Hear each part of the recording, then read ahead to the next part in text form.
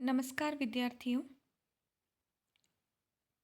काफ़ी समय के अंतराल के बाद आज हम फिर से तर्क संग्रह के शेष बचे प्रकरणों के बारे में चर्चा करने प्रारंभ करते हैं। पाठ्यक्रम को हमने बीच में ही छोड़ दिया था किन्हीं कारणों से, किंतु अब हम निरंतर जो बिंदु बचे हैं उनके बारे में चर्चा करते रहेंगे। आज का जो विषय है जिस पर हम बात करने वाले हैं वह है कारण निरूपण। इससे पूर्व के वीडियो में हमने करण के बारे में पढ़ा था। जब हमने करण का लक्षण किया था, असाधारणम कारणम करणम, यह लक्षण किया था और फिर उसमें कहा था कि यहाँ पर व्यापारवद शब्द जोड़ देना चाहिए ताकि यह लक्षण पूर्ण हो जाए। तो जो सर्वसम्मति से लक्षण बना था वह था व्यापारवद असाधारण कारणम करणम। करण के लक्षण में हमने कारण शब्द को देखा। तो कारण शब्द जब देखा गया तो उसके लक्षण के बारे में जिज्ञासा उत्पन्न होती है। तो फिर कारण का लक्षण तर्क संग्रहकार अन्नम भट्ट लिखते हैं, कार्य नियत पूर्ववृत्ति कारणम। अब ये तो हम सभी जानते हैं कि कारण है तभी कार्य होता है, ऐसी धारणा है। और न्याय दर्शन जो है वह भी यही मानता है कि पहले कारण है और कारण के बाद ही कार्य उत्पन्न होगा। यदि कारण ही नहीं है तो कार्य कैसे उत्पन्न होगा? ऐसा ही सांख्य दर्शन भी मानता है। तो सांख्य और न्याय दर्शन की कारण कार्य के संबंध में एक वैचारिक समानता है। दोनों ही यह मानते हैं कि पहले कारण है और उसके बाद ही कार्य है। तो इसीलिए कारण का लक्षण लिखते हैं, कार्य नियत पूर्ववृत्ति। जो कार्य से नियत अर्थात निश्चित रूप से पूर्ववृत्ति यानी पहले उपस्थित रहे वही कारण कहलाता है। शब्दशः यहाँ अर्थों को और देख लेते हैं जो नीचे अनुवाद में लिखा हुआ है।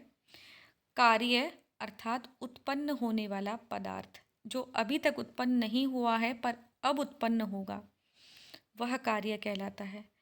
कार्य से जो निश्चित रूप से यानी जो उत्पन्न होने वाला पदार्थ है उससे निश्चित रूप से जो पूर्व काल में यानी पहले विद्यमान हो उसे ही कारण कहते हैं।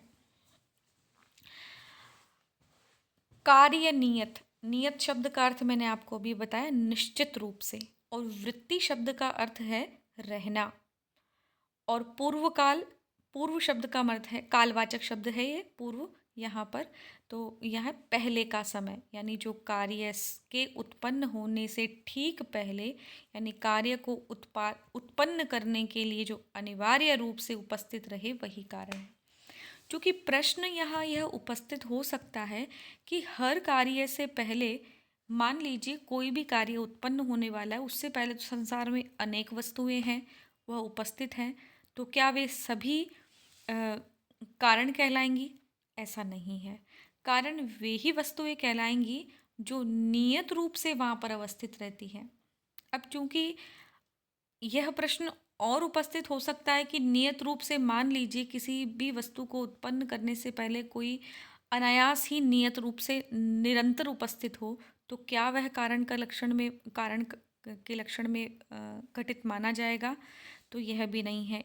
इस प्रश्न का उत्तर हम थोड़ी देर बाद देंगे जब इसमें एक शब्द और जोड़ा जाएगा। उससे पहले कुछ और समझ लेते हैं। तो हमने अभी अभी पढ़ा कि जो कार्य से पहले कार्य उत्पन्न होता है उससे ठीक पहले उसको उत्पादित करने के लिए अनिवार्य रूप से अवस्थित रहता है वह कारण कहलाता है। तो इस प्रकार से कारण का क्या लक्षण बनता है? कार्यम प्रति नित्यत्वे सति पूर्ववृत्तित्वम कारणत्वम।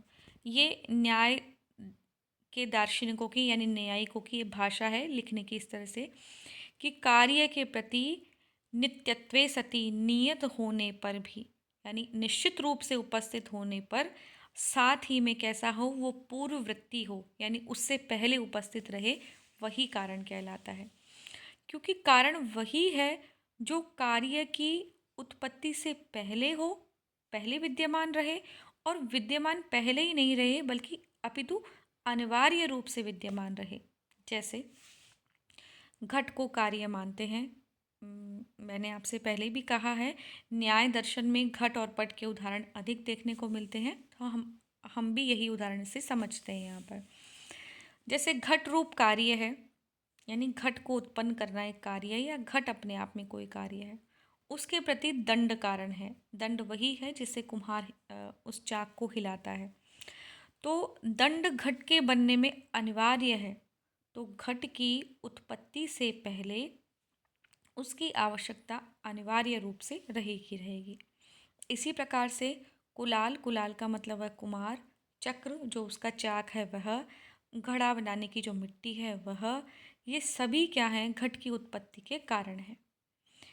अब इन्हीं कारणों में से चक्र है, उसको घुमाने का व्यापार दंड के द्वारा किया जाता है, तो दंड घट के प्रति कारण है। इस प्रकार से हम और प्रकार के कारण भी पढ़ेंगे आगे, किंतु इस प्रकार से एक कार्य के अनेक कारण हो सकते हैं। इन कारणों को हम दो श्रेणी में बांट सकते हैं, साधारण कारण और असाधारण कारण।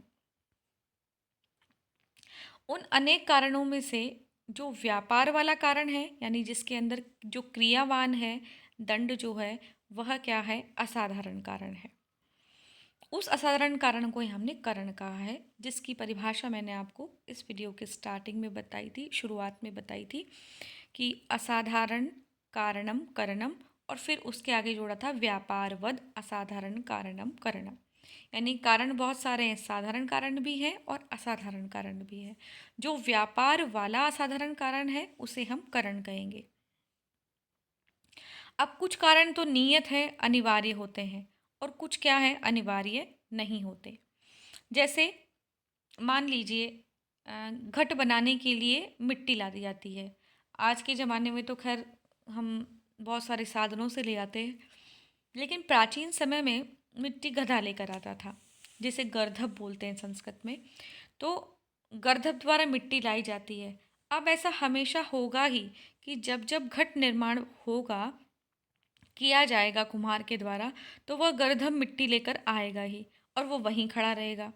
तो क्या वह नियत है, निश्चित, मतलब वो पूर्ववृत्ति तो है कार्य के उत्पन्न होने से पहले, अर्थात जो घट रूप कार्य उत्पन्न हो रहा है उससे पहले वो उपस्थित तो रहेगा, लेकिन क्या वह नियत है, वह नियत नहीं है। तो रासब इत्यादि में, रासब का मतलब होता है गर्धब, गधे में, रासब इत्यादि में यह लक्षण नहीं चला जाए, इसके लिए यहाँ मूल में नियत शब्द का प्रयोग किया गया है। लक्षण में नियत शब्द का प्रयोग है, क्योंकि वह पूर्ववृत्ति तो है पर निश्चित नहीं है। हो सकता है वो आया, मिट्टी डाल के उसका जो मालिक है उसको लेकर वापस चला गया, या वो कहीं और चला गया, तो वह पूर्ववृत्ति तो रहेगा लेकिन नियत नहीं रहेगा। तो कारण के लक्षण में, रासब इत्यादि में कारण का लक्षण ना चला जाए, उसे रोकने के लिए यहाँ पर नियत शब्द का प्रयोग किया गया है।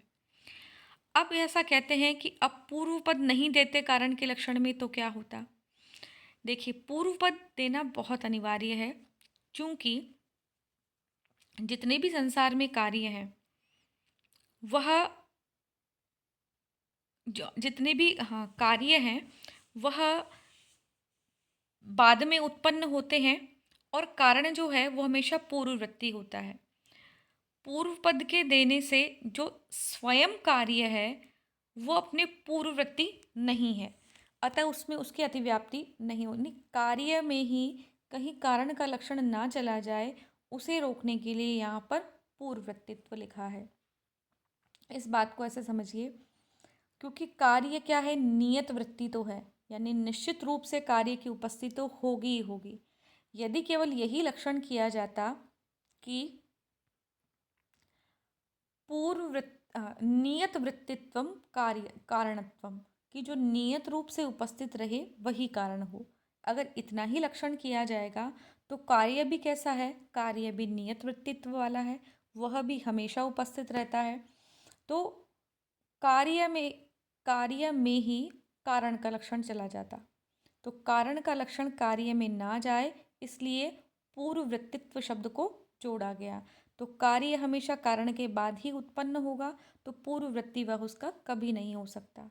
इसीलिए कारण के लक्षण में दो शब्द जोड़े गए हैं, नियत वृत्तित्वम और पूर्ववृत्तित्वम। तो नियत पूर्ववृत्तित्वम कारणम, यह पूर्ण लक्षण है। अब ऐसा करने से पूर्ववृत्तित्वम लिखने से कार्य में अतिव्याप्ति नहीं होती है, और नियत वृत्तित्वम लिखने से रासव इत्यादि में कारण के लक्षण की अतिव्याप्ति नहीं होती है। दो शब्द जोड़ने के बाद भी एक शंका रह ही जाती है। वो क्या है? वो ये है कि दंड जो है वो असाधारण कारण है अथवा कारण है। यह दंड में जो दंडत्व है वह भी नियत है और वह भी पूर्ववृत्तित्व है।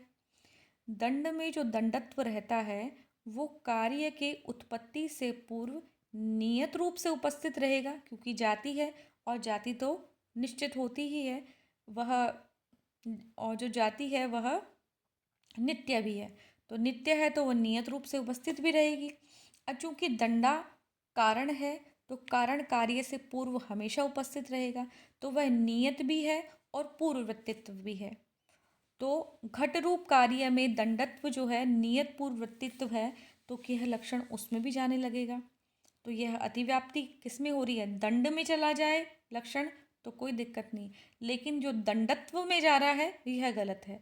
तो दंडत्व में इस लक्षण की अतिव्याप्ति हो रही है, इसको रोकने के लिए कहा गया है कि यहाँ पर अनन्यथा सिद्ध शब्द को भी जोड़ना चाहिए था। अब ये अनन्यथा शब्द क्या होता है? देखिए, जब कोई वस्तु पहले काम आ जाती है किसी के, तो वह कहलाती है अन्यथा सिद्ध, यानी पहले वह सिद्ध हो चुकी है। तो दंड जो है, जो दंडत्व है, वह दंड में पहले ही काम आ चुका है, तो वह कैसा हो गया? अन्यथा सिद्ध हो गया। अगर कारण के लक्षण में शब्द जोड़ दिया जाए अनन्यथा सिद्धत्वे सति या अन्यथा सिद्ध रहित्वे सति कार्यनियत पूर्ववृत्तित्वम कारणस्य लक्षणम, कि कारण का लक्षण कार्य का नियत वृत्ति हो और पूर्व वृत्ति हो, इसके साथ ही जो भी कारण है वह किसी और कार्य में पहले काम नहीं लिए गए हों, तभी वह कारण कहलाएंगे। तो दंडत्व जो है वो दंड में पहले ही सिद्ध हो चुका है, इसीलिए यह लक्षण करने पर अन्यथा सिद्ध रहित्वे सति, यानी अन्यथा सिद्ध किसी दूसरे में वह सिद्ध हो, उससे रहित पूर्व वृत्ति और नियत वृत्ति हो, वही कारण का लक्षण कहलाएगा। तो इस प्रकार से लक्षण मानने पर दंडत्व में अतिव्याप्ति नहीं होगी, क्योंकि दंडत्व अवश्यंभावी है, पूर्व वृत्ति भी है, लेकिन अन्यथा सिद्ध नहीं है। अन्यथा सिद्ध है क्योंकि वह दंड में पूर्व में ही काम आ चुका है। तो इस प्रकार से दंडत्व में इस कारण के लक्षण की अतिव्याप्ति नहीं होगी यदि हम लक्षण में अनन्यथा सिद्धत्व अनन्यथा सिद्ध शब्द को जोड़ देते हैं। तो इस प्रकार से यह सिद्ध होता है कि कारण के लक्षण नियत पूर्ववृत्ति, कारण के लक्षण में तीन बातें आवश्यक हैं। पहला कि वह नियत हो, दूसरा वह पूर्ववृत्तित्व हो, और तीसरा वो अन्यथा सिद्ध हो। जैसे रासव, ये जो दंडत्व है वह अन्यथा सिद्ध है। नियत पूर्ववृत्तित्व के लिए का लक्षण में इसलिए रखा गया है ताकि रासव इत्यादि में अतिव्याप्ति नहीं हो। अन्यथा सिद्ध शब्द को इसलिए रखा गया है ताकि दंडत्व में अतिव्याप्ति न हो, और पूर्ववृत्ति शब्द को इसलिए रखा गया है ताकि कार्य के लक्षण में कारण का लक्षण न चला जाए, वहाँ अतिव्याप्ति रोकने के लिए। तो आज के वीडियो में कारण के लक्षण की ही चर्चा करेंगे हम। अगले वीडियो में हम इससे आगे के विषय के बारे में जानेंगे। धन्यवाद।